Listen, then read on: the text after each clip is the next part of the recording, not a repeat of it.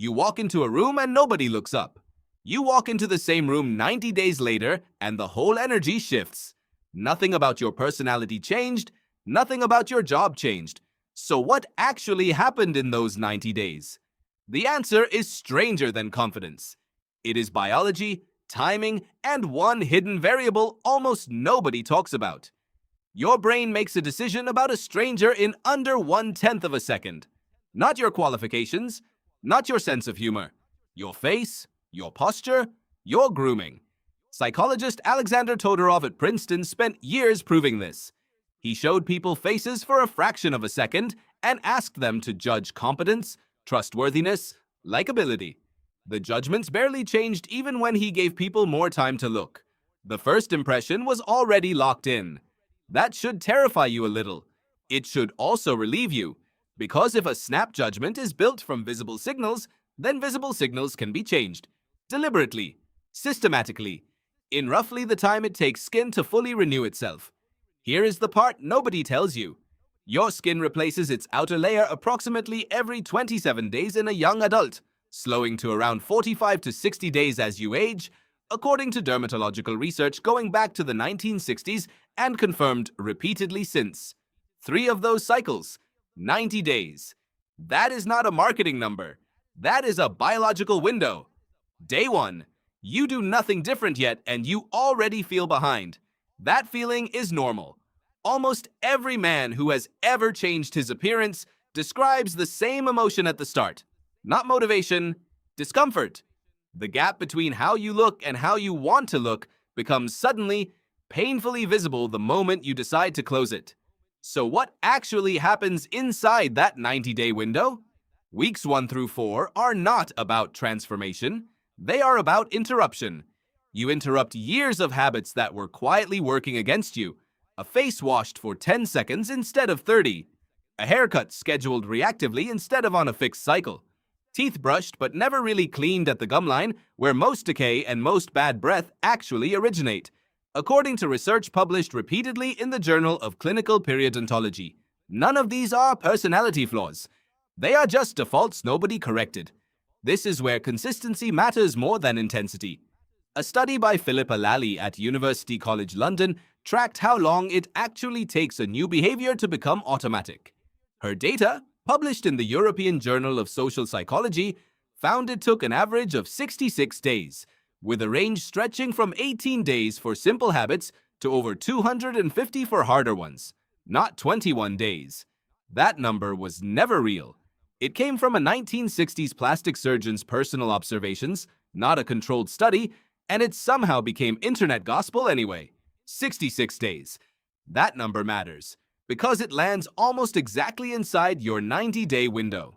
The first month is not where you see results. It is where the behavior stops requiring willpower.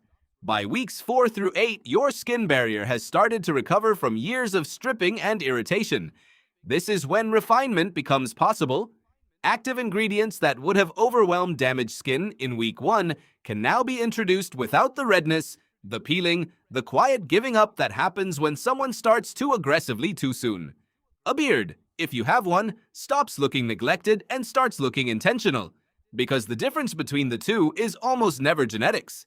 It is simply whether the hair is trained, oiled, and shaped on a schedule. Something else happens in this middle stretch that has nothing to do with products. Other people start reacting differently, not because you told them anything changed, because the signals your face and posture send have shifted, and other brains are reading those signals exactly the way Todorov's research predicted. A held gaze lasts half a second longer. A conversation continues instead of politely ending. You did not become a different person. You simply stopped sending the signals of someone who had given up on being looked at. Weeks 8 through 12 are where identity catches up to appearance. This is the stage almost every self-improvement story skips, because it is the least visually dramatic and the most psychologically important. Your grooming routine stops being a task and becomes a fact about who you are. You do not decide each morning whether to take care of yourself. It has already been decided, the same way you do not decide each morning whether to brush your teeth. This matters because decision fatigue is real. Psychologist Roy Baumeister's research on ego depletion, however contested some of the specific replications have become, pointed at something almost everyone recognizes intuitively. The fewer decisions your morning requires, the more mental energy survives for everything else that day. A finalized routine is not vanity. It is a kind of quiet efficiency. By day 90, the man in the mirror is not unrecognizable. That is important to say clearly, because unrealistic before and afters have poisoned how people think about this process. You do not wake up on day 90 as a different species of human. You wake up as the version of yourself that was always structurally possible, minus 90 days of neglect. And here is the part that actually explains why other people treat you differently. It was never really about becoming more attractive in some abstract sense. It was about removing the static, the bad posture, the patchy beard, the dull skin, the breath people quietly stepped back from.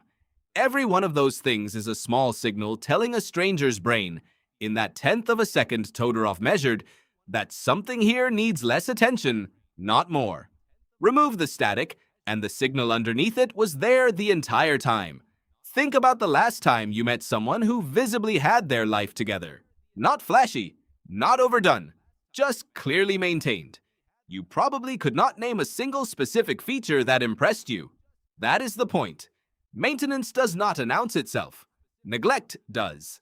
Now consider what happens biologically if the 90 days never happen at all. Skin left untreated does not just stay the same. Collagen production begins its slow decline in your mid-20s, and dermatologists have long pointed to sun exposure and repeated inflammation, not age alone, as the primary accelerants. A face washed carelessly for years does not remain neutral. It compounds. Small irritations become permanent texture. A beard left untrained does not simply stay patchy. The follicles that never receive stimulation stay dormant, while the ones that could fill in never get the encouragement to try. Neglect is not a pause, it is a direction. This is why so many men describe their 20s as a decade of slow invisibility. Nothing dramatic happens. No single day marks the decline. It simply accumulates, day by day, until a stranger's first impression starts landing somewhere below where it used to. Nobody warns you about this because it does not feel like a crisis. It feels like normal aging. Some of it is. Most of it is optional. Here is where the science becomes genuinely encouraging. Skin is one of the few tissues that visibly responds to intervention within a short, measurable time frame.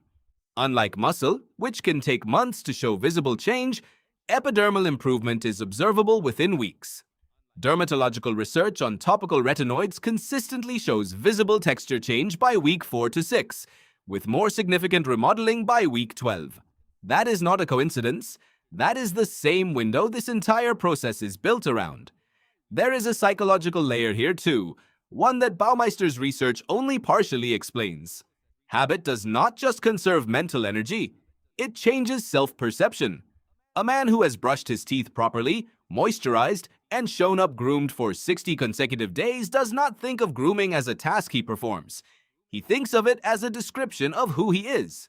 Some psychologists call this identity-based habit formation. You do not become disciplined and then act disciplined. You act disciplined until it becomes true about you. This is also why so many attempts at self-improvement fail in the first 2 weeks. Men expect the identity shift to arrive before the habit does. It never works in that order. The habit has to run first, quietly, without praise or visible reward, until the identity catches up somewhere around week 8 or 9.